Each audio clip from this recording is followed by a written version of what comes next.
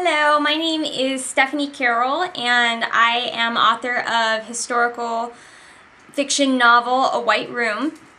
And I am today going to talk about pitching. I recently attended the San Francisco Writers Conference 2012 at the Mark Hopkins Hotel in San Francisco. And I got to have my first experience doing live pitching. And so I'm going to tell you a little bit about my experiences with that. First off, let me explain what pitching is in case people don't know, or if they're just now learning about it.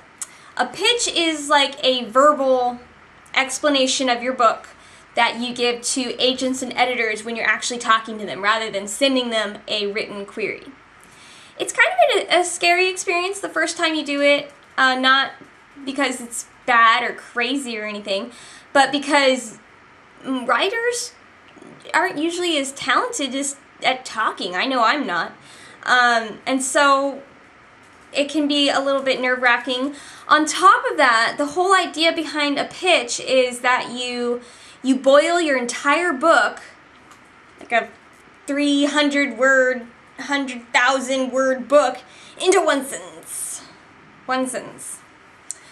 That's hard. It took me months to do mine, and several sessions of showing it to people and them telling me change this, change that. Literally up until the night before I gave my pitch, people were telling me change this, change that. And honestly, in retrospect, I don't think my pitch was 100%. I'm going to give it to you in a second, and you can give me your feedback if you'd like. But I think my pitch could have been better. I heard other people's pitches that I think were definitely better at the conference. But that's okay, because I think it was good enough. I did get requests. I got several partial requests and one full manuscript request. And only 2 agents said no. But one of those agents looked like she thought it was interesting, even though she said she didn't represent that type of work. So I think it was positive. First off, let me explain what happens during a pitch session. For me, I did speed dating style pitching. You go into a room where all the agents are sitting around at little tables, and you go stand in lines, and you get 3 minutes to talk to each one. There are other types of speed dating stuff that different conferences have. Some conferences you actually get to do like a little meeting, and you get, 10 minutes or more than that. I think I actually read somewhere that you could, at one conference, that you could get like a full hour consultation. But the cool thing about speed dating is that you can sit down, pitch, move on. It's just real quick and simple. The reason that pitching is such like a good thing and a big deal, because you're probably thinking, well, why don't I just send my query? That's so much easier. Pitching is a big deal because if you actually sit down and talk to the agent and you pitch to them directly, you're not just a letter. You're not just like, a faceless email among all the thousands of emails that they get every week. You are a real human being. You're sitting in front of them and you're telling them about your heart and soul that you've poured into this book. And I think that comes across more when you're in person, and that forms a connection, 1. 2, it's more likely that they might give you a couple feedback, little tips or ideas. That's 2. And 3, the biggie, the most important, is that if they request, they actually say, send me the first 3 chapters, or send me your manuscript. You can put in the subject line, requested. Big deal. Big deal to say requested. Big deal to say the initials of the conference, SF, San Francisco Writers Conference, SFWC, in the headline, because then they know they actually met you, they actually talked to you, you're a person, you're not a robot writing books somewhere. So it just makes it more likely for you to get some kind of a good response from your query when you send it after the conference. I haven't gotten any responses to mine yet. I sent them out like 2 days ago. But when I do, I'm sure I'll blog about it, so you can read all about it. But right now, let's talk about pitching. Again, mine was speed dating, so we all filed in there like cattle, and had to wait in lines for each agent. And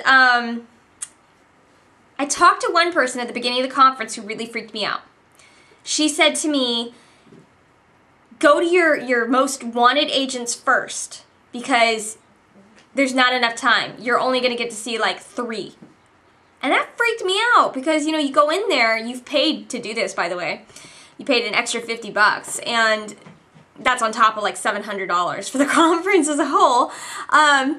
And so you're like, it's really important that you get to see all these people that you paid to see. And later on, somebody else told me, no, don't go to your most desired agents first. Go to the shortest lines first. That way you'll get to see them the most. And I did that, and it worked. I got to see, I think, 8 agents. So don't go to your most desired first. Go to the shortest lines first. If it's getting like low time, if you're like down to the last, 20 minutes, and you still haven't seen your most #1 agent, then go stand in that long line if it's still long. For me, when I first walked in there, the guy I wanted to pitch to the most, he had a huge line, so I didn't go to him. But by the time I was done with my line, there was only 2 people in his line, so I went over there. It worked out fine.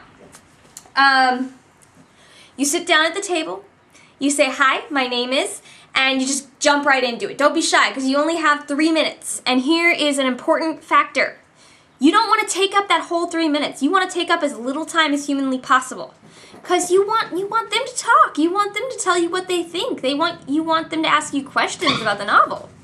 So don't focus too much on creating this kind of huge explanation. No, bad. 1 sentence. My pitch was actually 2 sentences, and it ended up being lopped off at almost every single pitch because as soon as I paused after that first sentence, they immediately started talking, which tells me that they're used to people going on and on and on and on and on, and they have to interrupt them. They're like, wait, shush, let me talk. So 1 sentence. It is so important that it's 1 sentence. Like I actually had a 1 minute pitch, a full 1 minute. My 1 sentence took like 5 seconds. I had a 1 minute pitch, and so I thought then they would have 2 minutes. No, they didn't want me to talk for 1 minute. Just 1 sentence. One of the reasons mine was so long was that I included my comp titles and I included my bio, which they say to do in a lot of like online how-tos, but they didn't want that. They just wanted to know what the book was about, and then if they were interested, they were going to ask more about your comps, more about your bio, and they did. That did happen. I got to give that information. It was just in Q&A. So here, one other thing that's really important before I tell you my pitch.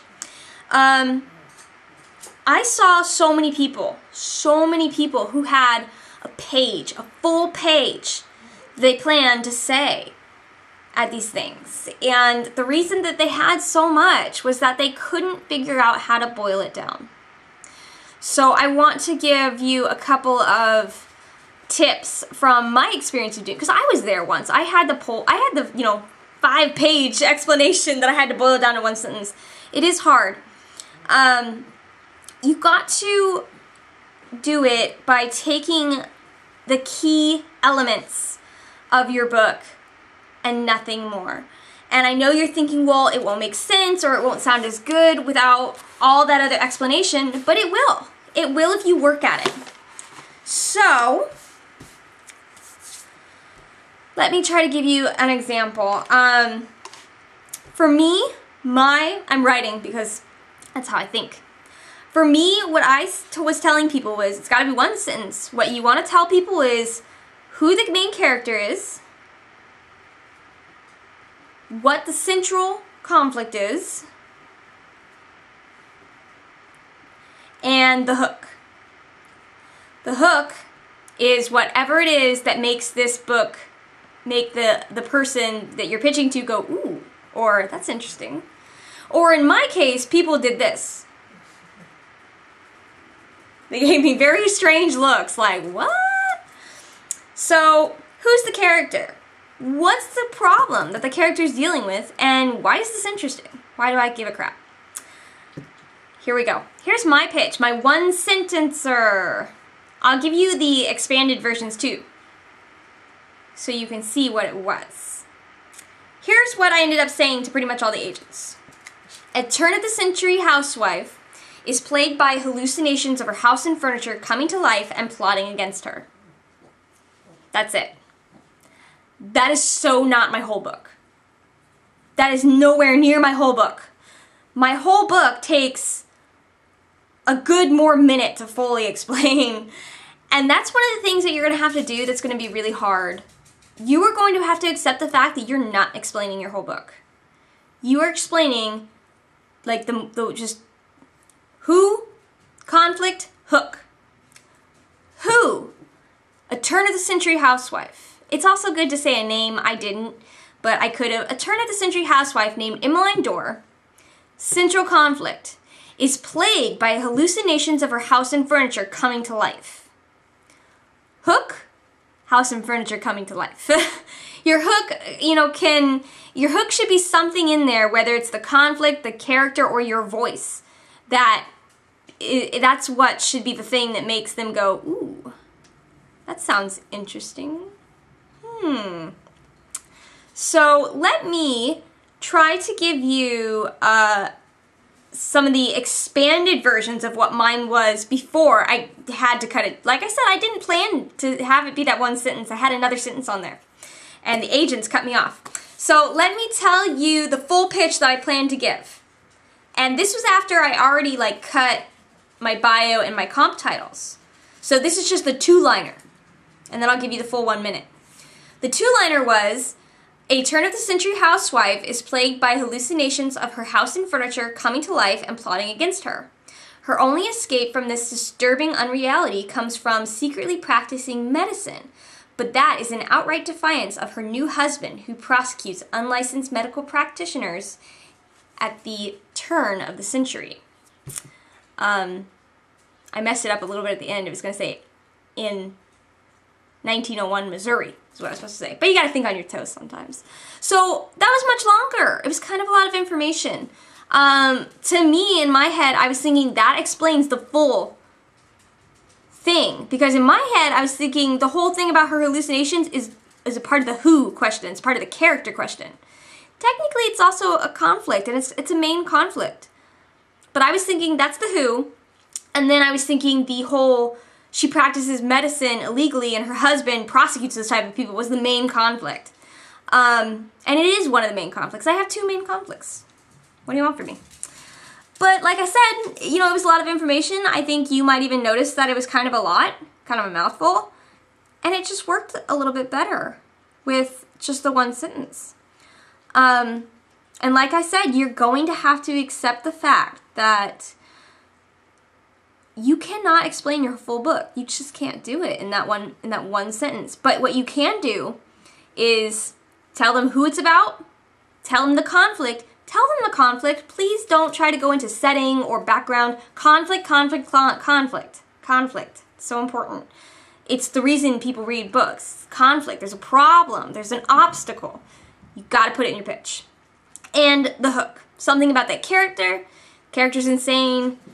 Character eats human flesh. Silence of the Lambs. Central conflict. House and furniture plotting against you. Main character eats human flesh, etc. And those two things that I also said are the hook. Those hook people. So let me give you now the full 1 minute pitch. This was my original pitch. And mind you, this is my, I thought this was really succinct and short and spot on, and it was still too long. Okay, so I'm not going to retell you my two-liner, because you've heard it twice now. After the two-liner, I said, a white room is complete at 100,000 words, and it is like the yellow wallpaper meets Kelly Link. It's also comparable to Margot Livesey's Eva Moves the Furniture, Kate Morton's The Forgotten Garden, and Sarah Addison Allen's The Sugar Queen. I have a bachelor's in history and experience working as a community editor and reporter, and I'm building my platform through a website and blog. I'm also working on a second novel about the first death by electrocution in 1890 New York. That would be the full add-on that I had after I gave the little story summary. All good information, all information I did get to tell the agents, but they didn't want to hear it in a big chunk. They asked me questions to find that stuff out once they were interested. Yeah, you can't put all that stuff in there. It's just too much. So as you can see, I mean, that's a lot. And it doesn't seem like a lot when you're planning this, because you're just thinking, I gotta tell them as much as humanly possible really quickly. But really, all you need to do is tell them who it is, who the story's about, what the conflict is, what's the hook. That's it. That's all. It's so important. One sentence. If you pause, they're gonna start talking. That's how you can tell if it's too long. If you have to pause, they're gonna start talking. Now, all the stuff that I just said, though, even though you don't want to plan to have that in your pitch, you should have, I think it was very helpful that I had it memorized. Because when they started asking me questions, I could say that stuff really easily without messing up. Whereas when they asked me questions that I hadn't thought about, like one of the agents, Molly Glick, asked me, what have you been blogging about? And I was like, lots of stuff. And I answered as best as I could, but it threw me a little bit. I hadn't thought of a list. And you think, oh, well, I could think about what I blog about. I blogged about it. 4-day conference. Getting an average of 5 hours of sleep each night. Stressed out almost the whole time, because not only are you pitching to those agents, you're trying to pitch occasionally when you meet agents throughout the conference. So you're constantly like, and you have to be on all the time. You have to be thinking strategy and meet people and get cards. You're tired by the time you go to speed dating. It's the last thing you do. It's the very last day. I don't know if it's like this at every conference, but at the San Francisco Writers Conference, it was the last thing you did. I was dead tired. I was so tired. So no, I couldn't think about what I blogged about. But the things that I had prepared, I could spout out. So what should you have prepared?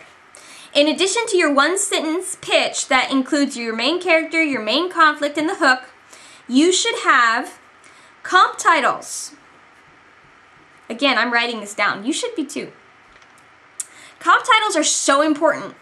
I said Margot Lipsey's Even Moves the Furniture, Kate Morton's The Forgotten Garden. Why are comp titles important? Why are they so important that you should squeeze it into this little time that you have with this agent? Because that is what they want to know. They want to know what your book is like so they can think about how to sell it. Oh, it's women's fiction, historical fiction, magical realism. I could sell that on the same lines as this and this and this. But if you don't have comps, they're trying to be like, how could I sell this? I don't know, this sounds weird. Furniture coming to life? Come on, how could that fit into anything? If they think they can't sell it, it could be a masterpiece, a Pulitzer Prize winner, and they won't want it if they can't sell it. That's their job. That's the reason they're doing this, okay? You gotta give them help with that stuff, because that's, your job as the author. Other thing you should have, word count. Mine was 115,000 words. I said 100,000 words because agents told me to cut it down, and I did, and now I think 100,000 words. Word count, important. Again, that's another selling point. If your book is way too long, if it's like 300,000 words and a publisher would not take on a first author with that long of a book because it's too risky, they're not going to serve you. Mine was 115,000 words. And they said, cut it down. They said it's too long. So if you have a book that in your genre, you don't see like 500,000 words floating around, and if you're a first-time author, I seriously recommend looking up the genre word count averages. And from what I've seen, adult fiction is generally 100,000 words. Young adult is more like 70 to 90,000, I think. I think 90,000 might even be big. And I don't know, somebody recently told me that fantasy is longer, but I'm not sure. I haven't looked that up. But look it up in your genre. Make sure. If it's too long, they're not going to want to represent you. And that's why you also need to know your word count. A tagline. I said A White Room is like the yellow wallpaper meets Kelly Link. That's another comp thing. It's another way to compare your book to other stuff so they can figure out how to sell it. It's not essential. It's just something I have in there because it's, for me, it's another comp. So comp tagline, you can put that in the same category as your comp titles. Bio information. Do not tell them that you are a substitute teacher and you love long walks on the beach. Only tell them relevant information. I told them that I have a bachelor's in history. I wrote a historical novel. So that's relevant. I have experience working as a community editor and a reporter. Again, relevant. Writing and publishing, public speaking, and PR experience right there. Okay? So only relevant information. If you don't have any relevant background information, don't include a bio. You don't have to have that. I mean, and if you're worried that they're going to say, why are you qualified to write this book, which they might, actually you should just come up with qualifications. If you don't have bio information like that, like what I just said, come up with qualifications. Why are you qualified to write this book? Don't think that you're not. Be confident. You gotta be confident, okay? That's important. You are qualified to write this book because you wrote it. So you did research, or you had an actual experience, or you lived in the place that it was set at. Anything that you have that you used to write this book is qualifications. It's that background information that they want. So don't be afraid to say, well, I grew up in St. Louis and I've actually visited the town and I created a story after reading a newspaper article about blah, blah, blah characters. I made that all up, but that's an example. Don't be afraid to say that as your bio. You can say that. That's actually great. They'll love that. Bio and platform. Man, I thought platform was important, and then I went to this conference and found out that it is ridiculously important. So if you have a website, a blog, a Twitter account that you're using to try to build a fan base, and yes, you can do that before you have a book published, and yes, you should do that before you have a book published, tell them. Tell them, tell them, tell them. If you don't have one, you don't have one. Consider creating a platform. Get a book about it. Because it's really important. And if you are doing it, you should tell them because it's going to help. Again, this is another selling point. So once again, these things that I just told you are things that you should have prepared to talk about. And think about different topics that they might ask you and that you could talk about, like what are you blogging about? Because I didn't prepare that. Just so you're prepared. So what do we have so far? We have our one-line pitch. Needs to be main character, central conflict, hook. Our prepared information, comp titles, word count, and genre. I forgot to tell you genre. Consider that apart with the word count. Yes, it's important. Genre. Bio or qualifications, and platform. Okay? That's the stuff that you should just have prepared to talk about. Not to include in your pitch, though. Some tips. They don't care if you read from a piece of paper. These are not American Idol judges, okay? They're not going to rip you down. They're not going to make you feel like you're the worst writer in the world, okay? They are, I'm sure you've read this already and you're sick of hearing it because I know I was. They're people, which means, what does that mean? Well, it means that they're nice. They don't want to hurt your feelings. They don't want to make you cry. They do that on TV. American Idol judges do that on TV because it's entertainment.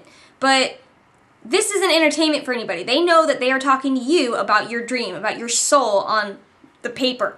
So it's okay if you're not like amazing at memorization or whatever and you have a piece of paper with notes. They'll forgive you. I actually had one agent who said he preferred that you bring pages and just hand him pages, which, believe it or not, was more awkward than giving a pitch. Way more awkward because you're just sitting there looking around while he's reading it. Very awkward. So don't be afraid. Don't be afraid if you stumble. They're not going to judge you based on that. They're not going to be like, oh, she stumbled. Get out. I don't want to talk to you anymore. And also, be prepared for the possibility of them saying no. I don't like it. I had two agents who, one of them just said she listened to me for the whole time, and then she said, well, it just doesn't sound like for me. And I had another one who said it sounds very interesting, but it just doesn't sound like something that I represent. Say thank you, shake hands. If you have enough guts, ask a question. Do you have any suggestions for how I could improve it? Do you have any recommendations for who does represent that kind of stuff?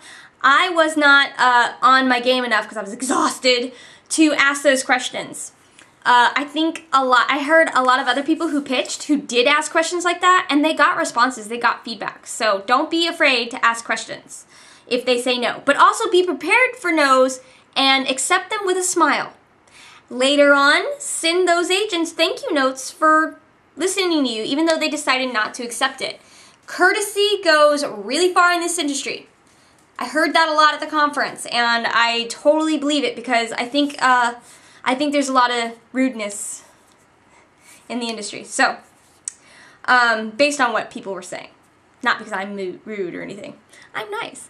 But, so be prepared for that. Something else that is important that I didn't do, but other people did, and they had really good success with it. Well, I did do this, but I didn't do it in my pitch. Look up the agents that you plan to pitch to. Both look up the agents you plan to pitch to. Look up agents that you don't plan to pitch to. Write little descriptions and print them out. I did this, and it helped me so much. I don't have my paper on me right now, but it helped me to have both because when you get in that room and you're looking at the names, did they add that person? Or was that somebody that I didn't want to pitch to? I don't remember. Well, I got my little cheat sheet. Oh, that's somebody I don't want to pitch to. They only do nonfiction. They actually did add one agent in the fiction side. And I was able to figure that out because she wasn't on my paper. But there were several times that I didn't know whether or not it was a new agent or a nonfiction agent, and my cheat sheet really helped me. Also, on that cheat sheet, have comp titles comparable to your book that they represented. You can find this information on Publishers Marketplace. So important. I did this. I didn't use it in my pitch. Another girl that I knew did. She had comp titles, and she actually persuaded an agent to request your material. Because when he told her, I don't represent that kind of stuff, she said, but you represented this book, which had this quality, which is exactly like mine. She actually argued it. I thought that was so awesome. I wish I had done that. Because the two people who said, because all the people you're pitching to, you should have researched them and seen that they cover your type of work. So if they say, I don't represent that, you should be able to pinpoint. Yeah, you do, because I researched you and you represented this, this, and this.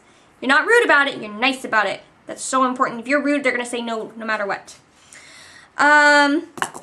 So, I think that's all my tips for agent pitching. If you have any questions, though, please feel free to send them to me on my blog or my website. My blog is http://penguins-and-nonsense@blogspot.com. And my website is www.stephaniecarroll.net. And my blog, you can also get to it from my website. Really quick, if you have another minute, bonus section of this blog, I'm going to talk to you about two people that I actually helped refine their pitches at the conference. They were so happy with what I did, with how I helped them, that they suggested I do it like as a business, and that's something I'm considering. So if you have a pitch that you need help crafting, feel free to send me an email or a comment, and maybe I'll help you out. Okay, one woman that I met had this really amazing story, a memoir that she was writing, and she said she was so frustrated because she couldn't figure out how to boil it down to a sentence. And she read me the description, and I wrote down the things that I told you: main character, central conflict, hook. And I helped her come up with a pitch. These are my notes of how I did it. See, I wrote down little stuff. I know you can't read my writing. I wrote down little stuff from what she was telling me, and I boiled it down to this sentence. Now imagine this would be me saying it as her. A dying woman searches for meaning with the last inch of her life when her husband decides to get rid of her after she is diagnosed with stage 3 breast cancer. complete at blank 1,000 words. It's a modern day story of Job that spans 90 days in LA, and it all happened to me. Now that is a kind of a messy version of it because she didn't tell me the title. You would have said the title in there and the word count, so I had to put blanks in. But basically you could see how that works. I have a dying woman who's searching for meaning. That's the who.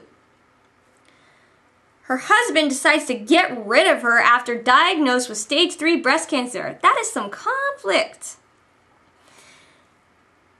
It's a modern day story of Job comparison that spans 90 days in LA. Setting. Not 100% necessary, but I think it's kind of important just to give them an idea of where you're at here. I kind of established setting in my pitch by saying a turn of the century housewife. Tells you it's historical. In the house, mostly. And then the hook is, and it all happened to me. So in the beginning of her pitch, it almost sounds like a fiction story. And in the end, it turns out it's about her. Okay, so that's one example. I have another example, but my camera is telling me that the battery's dying. So I hope you enjoyed this vlog, and I hope that you view others. Please visit my website, and if you're interested in learning more about pitching, speed dating with agents, or if you would like help crafting your pitch, please contact me.